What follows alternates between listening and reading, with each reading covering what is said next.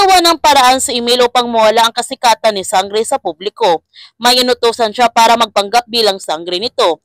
At sa kalagitnaan ng pagliligtas ng peking Sangre, iniwan niya ang nabiktima. Kaya binatikos ngayon ng mga tao si Sangre dahil sa pag-iwan niya sa biktima.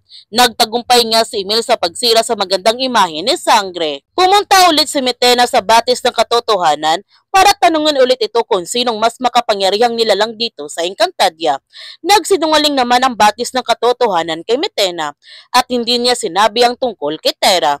Ngunit napansin kagad ni Metena ang pagbabago sa tubig ng batis ng katotohanan, kaya batid niya na nagsisinungaling ito. Kaya tinuturuan niya ito ng leksyon. Kaya sa pagkakataon na ito, sinabi na nga ng batis ng katotohanan ang tungkol kay Terra. Hindi naman matatanggap ni Metena na may mas makapangyarihan pa sa kanya.